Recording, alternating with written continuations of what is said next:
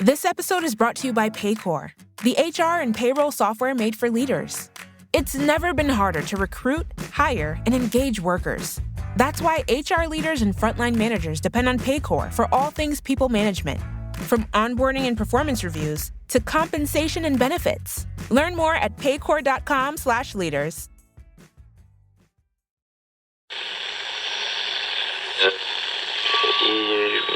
Empire.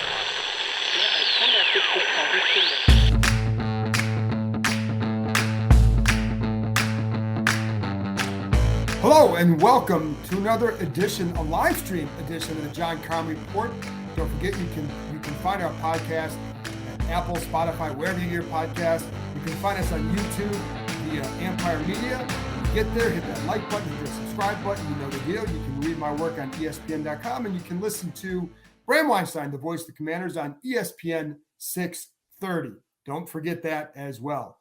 Bram, I have no words and a lot to say. How's that after a 3-4 start?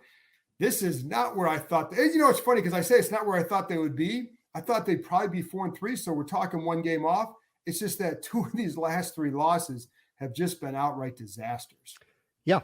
0-4 team at home, 1-5 team on the road, 1-5 team at a backup quarterback, and at this point in the season, injured offensive line like I've never seen.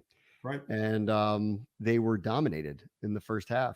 I mean, both sides of the ball really, but I'm really, to me, I was going in expecting the offense to be hit and miss, figure it out, young quarterback, new coordinator, everybody's, learning on the fly here. We'll cut them some slack. They might have some good games, some good moments. There are some redeeming things. We can talk about it. But there would be problems. And then, we're talking about an offensive line that I think we all knew would not necessarily be their strength, but was hopefully not going to be a weakness. And I was kind of ready for that. What I'm really not ready for is, in general, the amount of yards, big plays, and until the last couple of weeks, points that the defense is giving up regularly, and they're not playing regular world-beating offenses. I mean, this is the Bears, Falcons, and Giants. It's one thing when it was back-to-back Buffalo and Philadelphia. This is Denver, Arizona, Bears, Giants, and Falcons, and the record's under 500. And I think that's the part to me that's very surprising, that they don't have a better record, especially with what I kind of thought their defense would be this year. It's very disappointing, and it continues to be on defense, the big plays allowed. I think they're 29th in yards and points, which is shocking, given how they looked last year, where they finished last year, top 10 in both stats. But what's disappointing to me is the way, to be honest, like I felt like the interior, the D-line, I was watching the first half when they needed it most, we're not there, not in the pass rush. And too often it's like you see Tyrod Taylor. I thought the Giants' game plan was good, but too often you'd see, on the touchdown pass to Saquon Barkley, Jamin Davis has to get him inside, first of all. But what also you see is on that one and on the touchdown to both touchdown passes is a big gap to throw to through the middle. And on the one to Barkley, the reason why Tyrod Taylor can step up in the pocket is because John Allen is way on the other side. I don't get it. And that's what I think is disappointing to me, is that D-line, which I felt like there were times where they were very, very good at times. But man, that interior has not done the job, and should have done the job much better on Sunday. Yeah. That was disappointing. I'm surprised. I know they gave up a lot of yards against Atlanta, but I actually thought it was their best collective effort up front, really, against Atlanta. And there were some well-timed, pressures, and they induced Ritter into a couple of big moment picks. And these are the type of things I kind of hope to see. I know they gave up more yards than I would have expected, but a lot of it was empty yards, really. And when push came to shove, they kind of showed what their mettle is and how tough they can be to score on. And this past week, I mean, there were 4 drives out of 5 where the Giants were walking up and down the field on them. Yeah. And I'm with you. I'm surprised that the defensive line did not just control it, but dominate the game. And, a lot of people always want to be like, look, these are NFL players. It's not like I know you say guys off the street, one of the guys off the street who's famously straight off the couch was a first round pick, like 10 years ago, but was, the other guy who started, like he's played in the NFL before. It's not like, he'd never played before and they found him from Mankato State, that's not what happened. But still, if the strength of your team, the heartbeat of your team, the core of your team, and the group that is supposed to kind of lead you wherever you're going to go is not controlling the game for you, especially when they have an advantage, which they did, then I really don't know what the answer is going to be. So to me, it's been disappointing, and I'm surprised at times. Like I've grown so accustomed to seeing Payne and Allen blow things up constantly that I've been surprised how rarely one or the other or not both are regularly doing it. And so I think that's been, I don't want to put the blame on them, and like, John Allen today after his locker room performance the other day. And I know he's frustrated, but like, again, like these are your core players. This is the core of your team. This is your strength. Like it would be as if the Eagles just stopped being a good run offense. And I would be like, well, there's your problem. Like how in the world are they a bad run offense? Like I look at the Washington defense and I go, this front needs to control games. That's as far as they're going to go. And if they don't, they're going to have a problem. You know what I'd also like to see, Bram, and this team does not blitz much. And at some point, I think, do you start changing things up a little bit? And it's funny because you look at stats and their 5-man rushes is more because they often have, the Cinco package and you count 5 rushes. But in terms of just tactical blitzing, sending something where it just make the quarterbacks a little bit more uncomfortable because your front four is not getting it done. And again, they keep getting out of their gaps. And to be honest, like it's not, we talked about this before. It always seems like Chase Young gets singled out in that, and it's to hell with that. Like it's not just him, by far. And I think the interior has been a big issue with that. I think both guys are both great players, and we've seen it. And even against Atlanta, I felt like there were some plays where Daron Payne was just awesome. And John Allen has done some wonderful things. But, you've got, these quarterbacks like Tyrod Taylor kept escaping. And why is that? So, and you have another guy coming up this week where he can run a lot. But I think that's what's been disappointing. And I think also the development, I think you need to see more from Percy Butler. And I think more consistency with executing assignments. Right. And things like that. And that's what is disappointing is that they keep talking about the details, and it's not happening. No, it's not. And it's not just the defense, obviously, but that was striking. In that game, I just kind of, there's all these crazy stats. Like the Giants haven't scored an offensive touchdown in the first half at all. They did in 2 and 3 drives. Like they hadn't scored an offensive touchdown in a month. They did 2 and 3 drives. And a 3rd and 15. They had a third and goal from the 15, and they scored a touchdown. I mean, it's tough to swallow. It really is.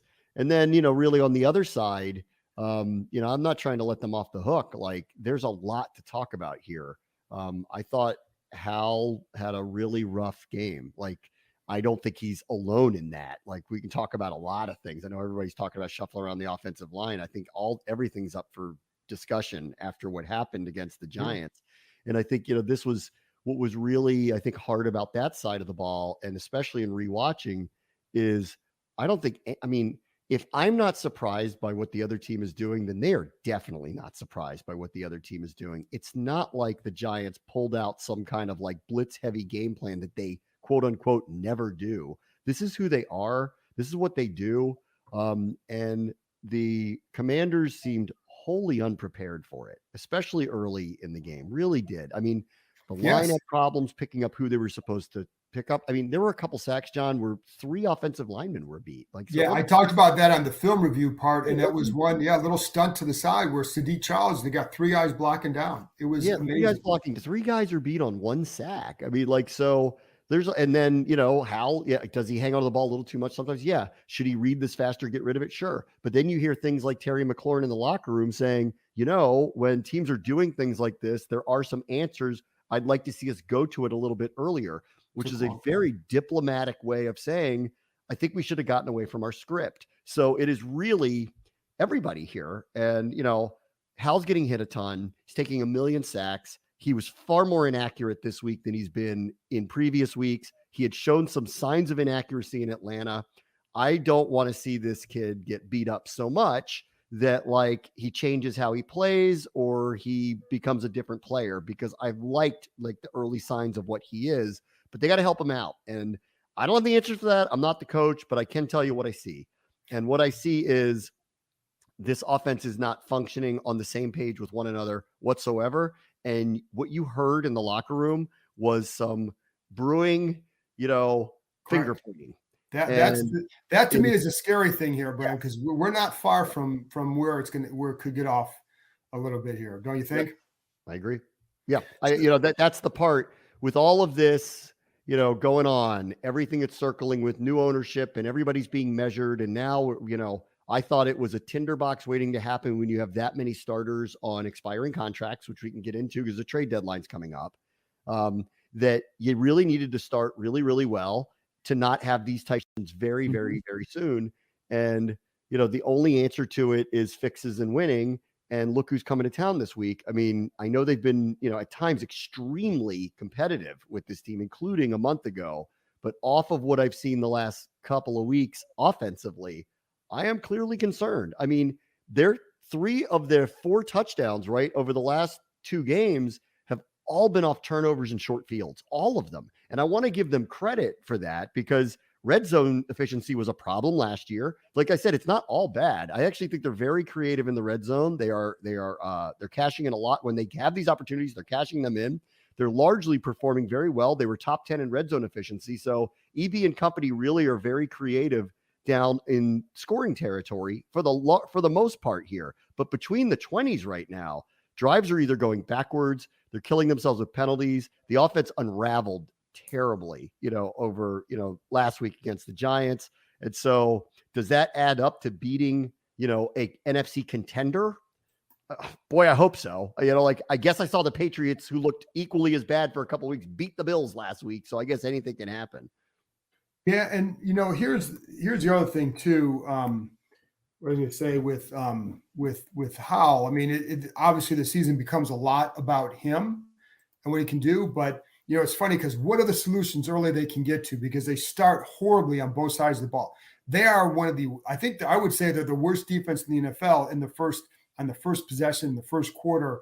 Certainly with all the metrics, and I'm writing a story about this for ESPN.com, and put in some of the numbers in there.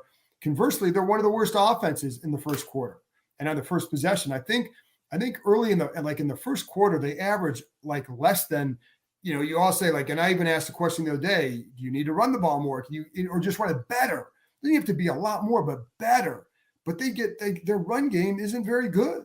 And I think they get less than 2.5 yards per carry in the first quarter. So it's what's the answer early? And, then you have, again, protection breakdowns. And then you have, when you have Terry, if you're not getting and you have to get the ball to Terry McLaurin in the first, if you're struggling on offense, if things are popping and all that, and he's not getting the ball, okay, that's the goal is to pop. But if you're struggling and that dude has 1 target in the first half, that's a massive failure.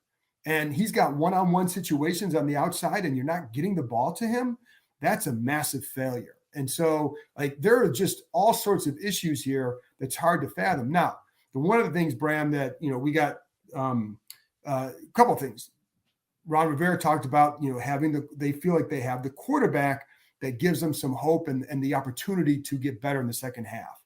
Yeah. Have you seen enough from Howell to say that? And is this the rest of the season? How much does it become about him? Well, I mean, the early returns for me were actually very good. I really do like what's going on here, but I am concerned about attrition, John. I mean, right. Taking too many hits. He's getting sacked over and over.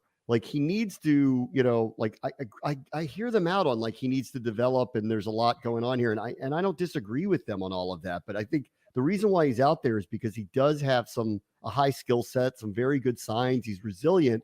But like I said, it wasn't just that he got hit so many times and was sacked so many times. He was far more inaccurate than he's been over against the Giants, and he's really been in any other game. And I'm hoping that that's just a one-off, but it feels like a trend. it kind of started happening later in the Atlanta game, where I think when we talked last week, I said, this was the first time I watched him, and I thought he forced a few things late, where he really tried to get it to Terry, but really tried to force a few things. And I think some of the criticisms of the offense was, well, this guy's getting all these targets and these guys aren't getting these targets. Well, the ball's going where it was supposed to. That's what I liked about what Sam was doing. He's had some mistakes, but that's what was happening.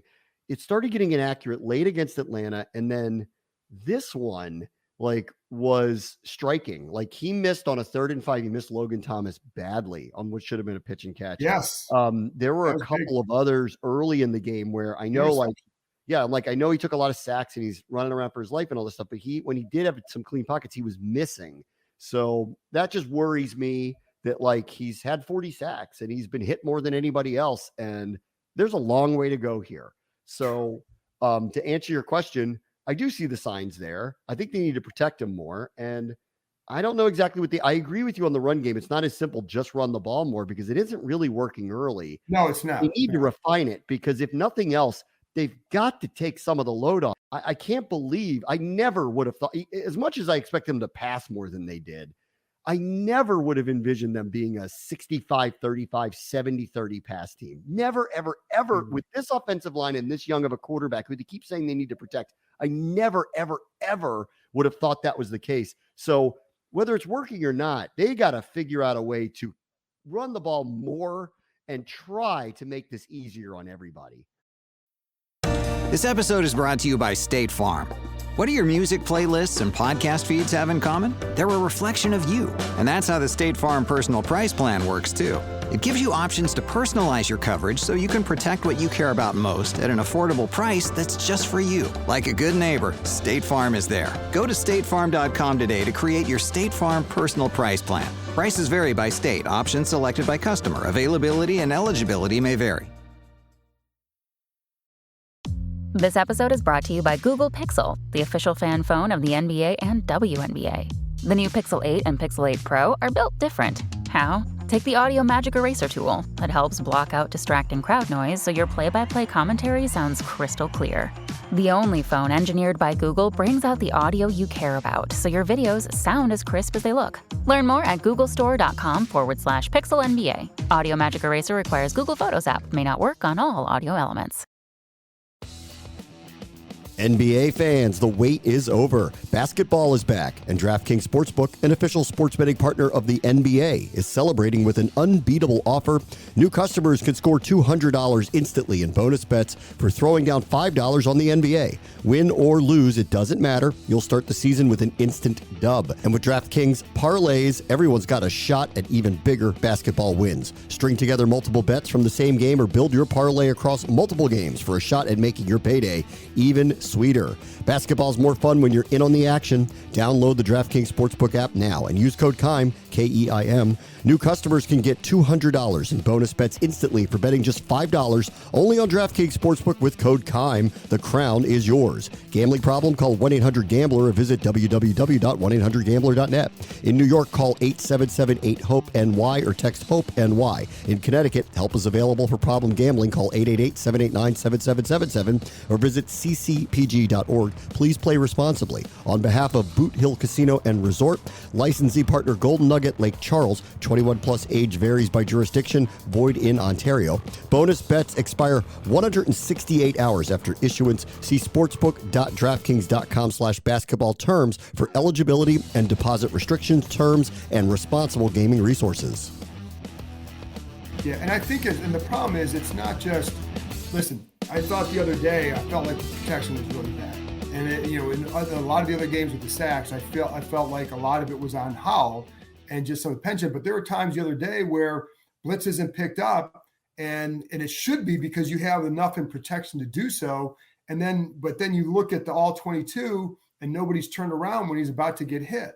And so where do you go with the ball? So that was the problem. Then are the receivers getting enough separation against press man coverage consistently? And I think with Terry McLaurin is the best one at that, right?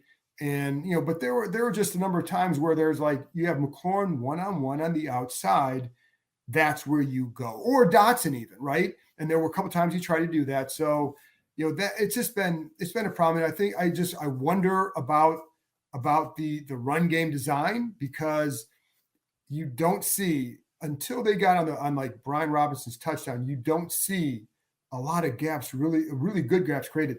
Is that because of some of it's just the design? Some of it could be Robinson setting it up. I feel like Chris Rodriguez does a good job with that. However, some of the runs where he had 5 or 6 yards, a lot of it is him plowing forward for 4 more yards when guys are at his legs. So it's not working. And I felt like you knew that there would be an adjustment with this offense, because there are a lot of new guys and there is a young quarterback and all that. So you knew there'd be an adjustment. I think that, to be honest, Bram, the disappointing part is how bad the defense has been, because you felt like if the defense can play a certain way over the first 7 or 8 weeks, 9 weeks, then it gives the offense a chance to kind of develop. And that really hasn't been the case either.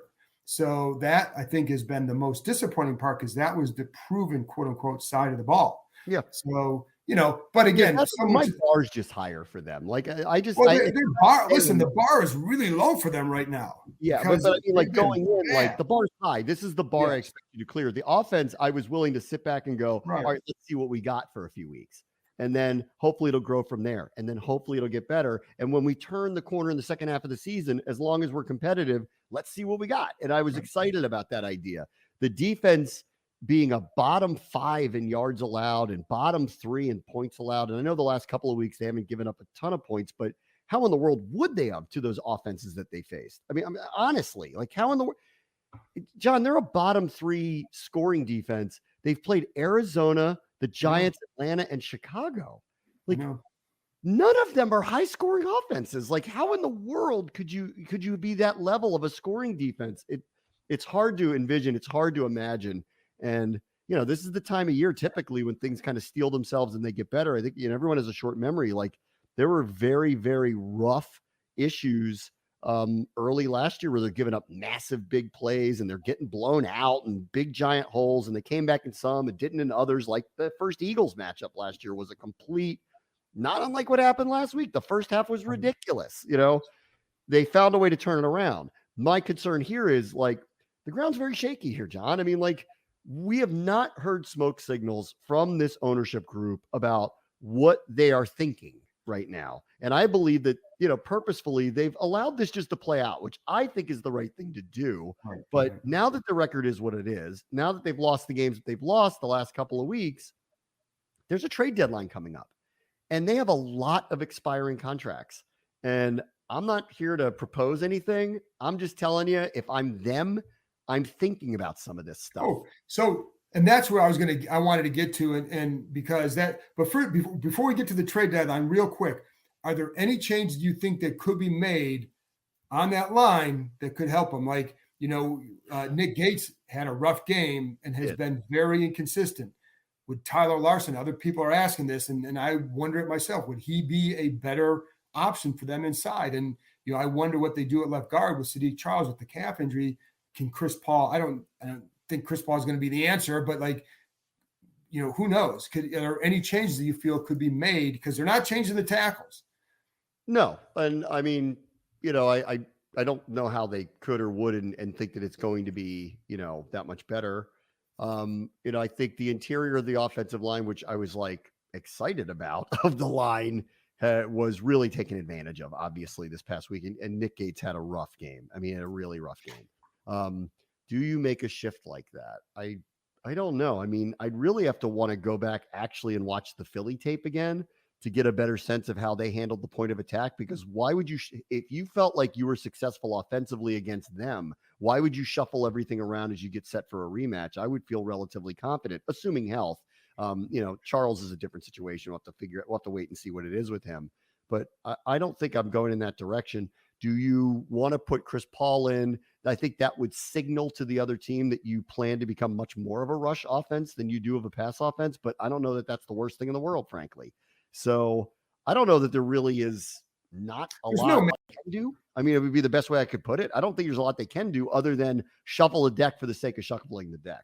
I do think you again, my thing is there are certain guys you need to get the ball early to. And do you incorporate Chris Rodriguez a little bit more for some more consistency in the run game. Yeah. There aren't these major moves that are going to make this, I think with Bieniemy, I think the offense, there's a disconnect, I would just say. And I think that, is that because he doesn't know is he still learning that he's not in Kansas City and can't call a certain way for this group? I don't know. The other thing is with the trade deadline.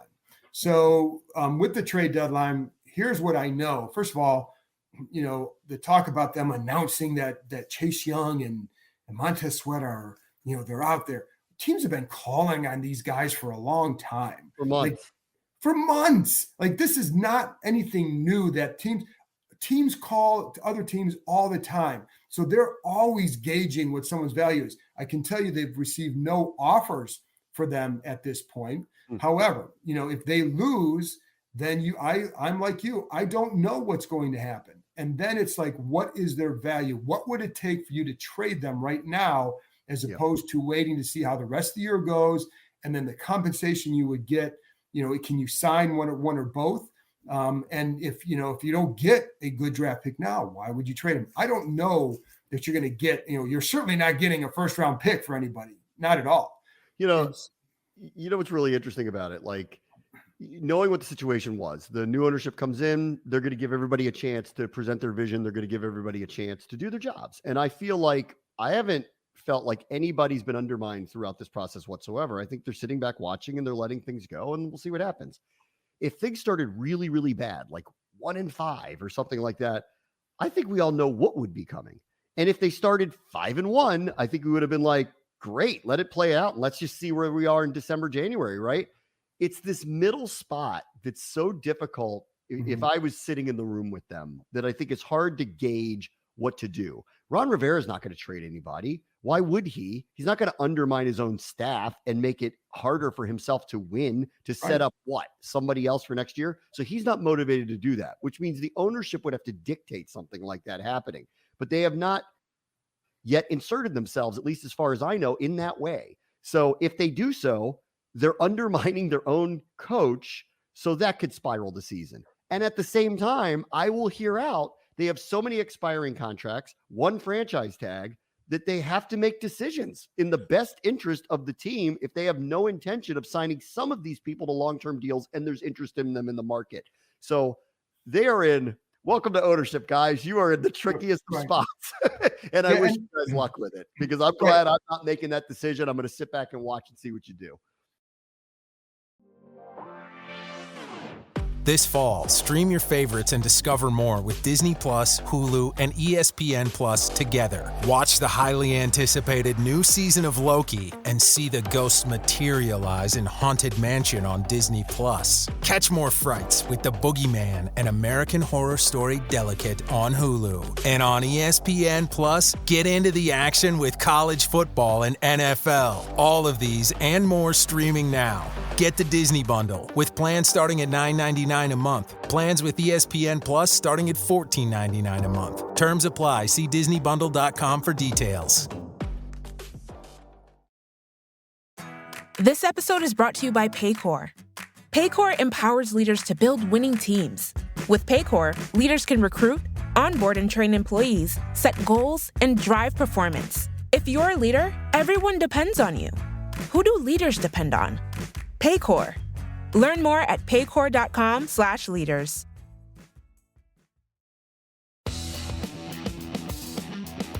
Right. And I don't, like I said, I just, to me, it depends on what somebody's willing to offer. There's also no, and here's the other thing. If the owner, because the ownership could look at this and say, listen, Ron, this is what we want you to do. And what the ownership, if I'm the ownership, I'm looking at trying to make it more enticing for, if it goes south, for whoever comes in next. If you think that, like, hey, this is you're 3-5, not going the way we want, and we're going to look at the future. And if you guys rally with these young guys, we'll take that into consideration and keeping you for the future. If not, we want assets. So you're not going to trade these guys for an offensive lineman or a linebacker or anything like that, because what you need are assets. That's what these guys need. And I could see, if you're going to trade them, it would be for a draft pick. Yeah, of course. It would be to set the table for whoever the next decision makers are. At the same time, I'm sitting here saying this going, but they're 3-4. the season is not over. No, I know it looked very good recently. No, it hasn't. And if you do make these moves now, you're undermining this season. You're undermining this coach having any chance of turning it around. Right. So it's not an enviable spot to be in. And plus, like, I think it's like what I liked about this ownership group coming in, especially with Josh Harris, is he's owned teams before. He's not going to be someone who's going to have an itchy trigger finger to do things that are very rash. So, he's been in the ups and downs. He's lived it in the NBA. He's lived it in the NHL, really in the NBA, especially with that team, with the trades that they've had to go through with some very prominent players up there. So this isn't the first time that he personally has had to deal with this. And, this Magic Johnson, if he's being consulted about it, this is the 8 millionth time that he's dealt with very complicated issues in the middle of a season. So I do feel like we're in the steady hands that won't do anything really rash. Right. That said, I do think they're going to, they're the owners. They're going to have this year, and they could choose to, it's Ron's job until the end of this year, and we're going to let this play out and however he sees best fit.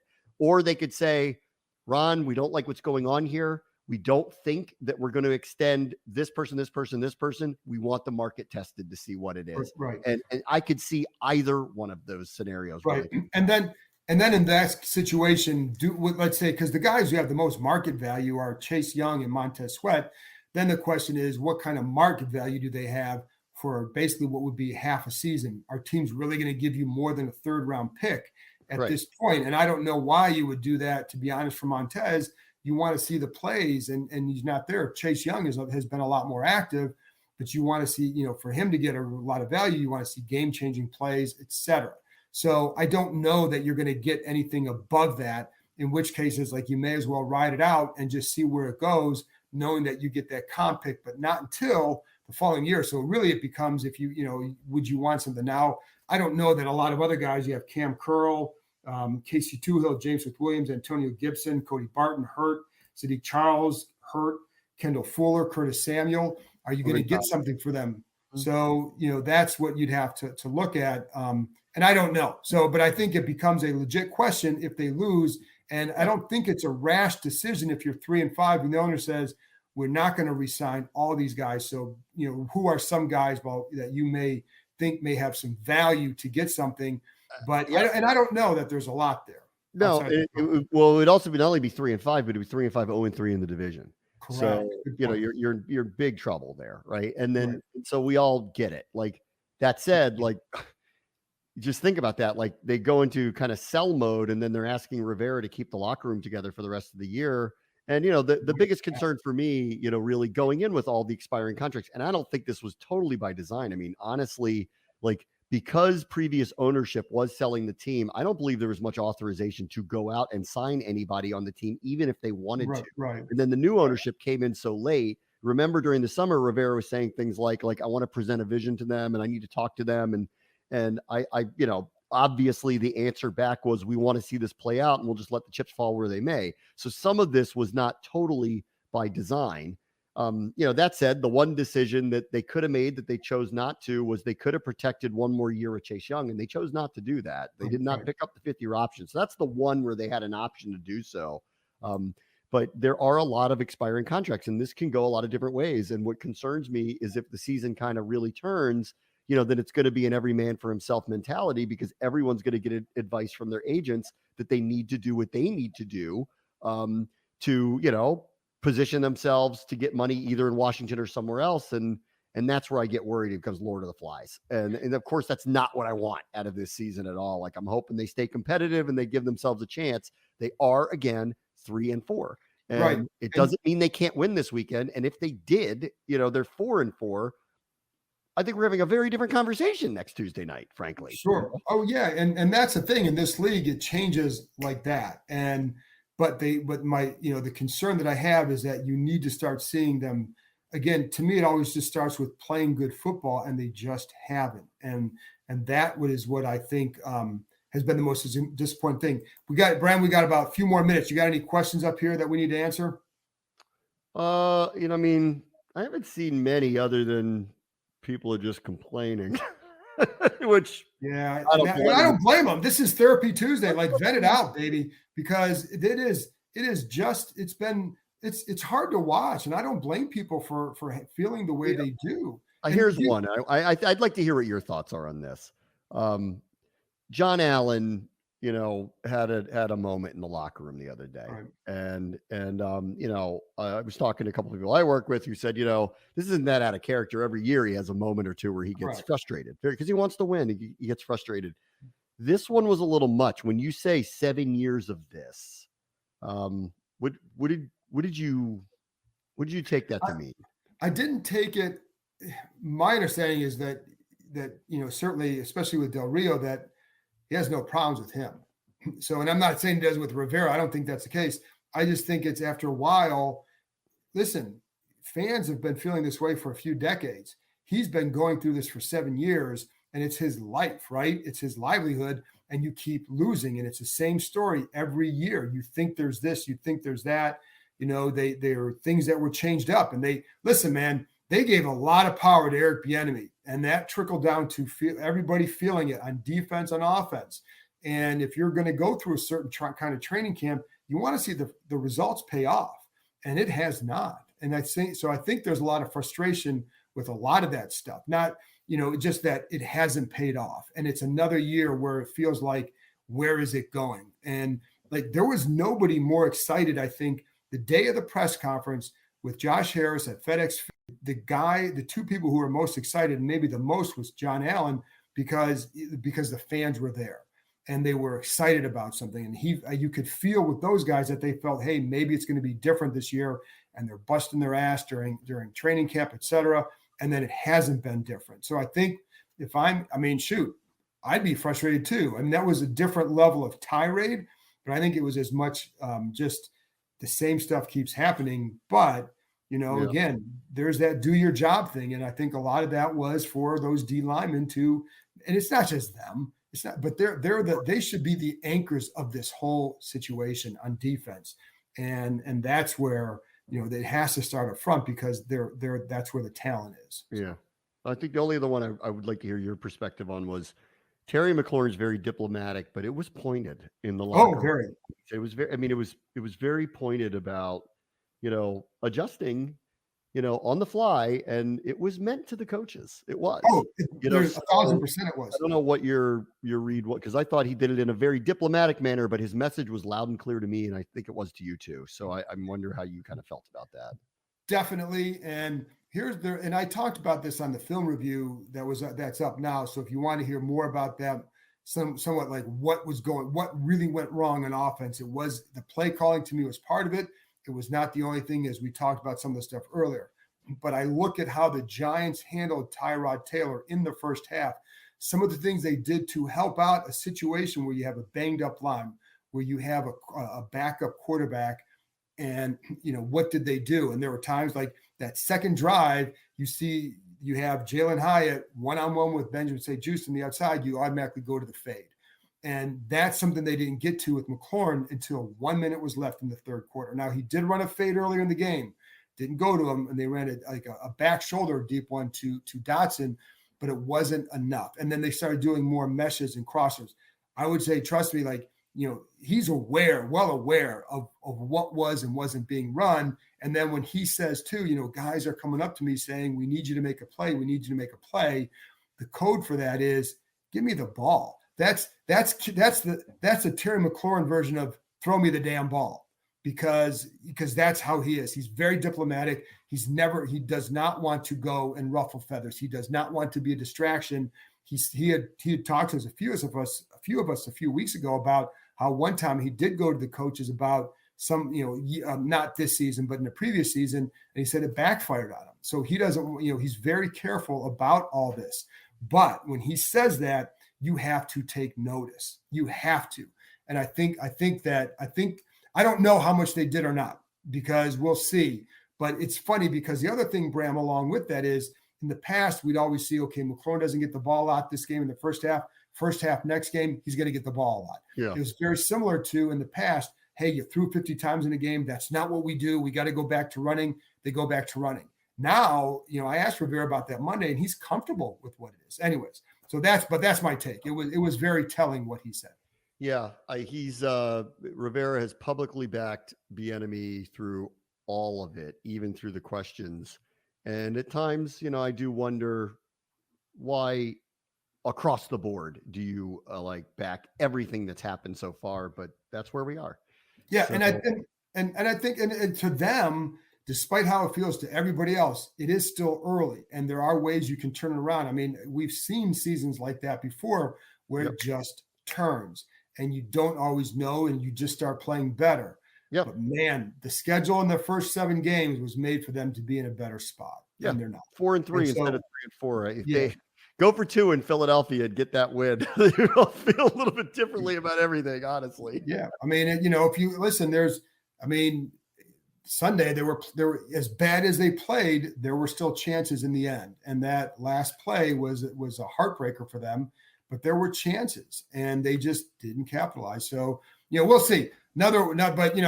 Listen, we say this every time, but if they beat this team on Sunday, then it all looks different. Well, you have to go out and do it, but it's going to be a tough one. It's funny, Bram, the last thing I'll say is after that Eagles game, I remember thinking they're going to win the second game because they went toe to toe with them. They looked good. It was not a moral victory, but they played not in all phases, the big plays, but they played well enough. You're thinking they picked them apart on D, with Washington's offense picked them apart, but not playing well since. So anyways, Bram, that's all I got. Thanks everybody for tuning in again. I don't enjoy having these Therapy Tuesday sessions for you, but that's where we're at, folks. So I always appreciate you tuning in. Bram, thanks for joining me again. I'll be back on Thursday with another edition. We'll be talking to Sam Fortier of the Washington Post as we dig in deeper into some of these issues and looking forward to what might happen next. Talk to you next time.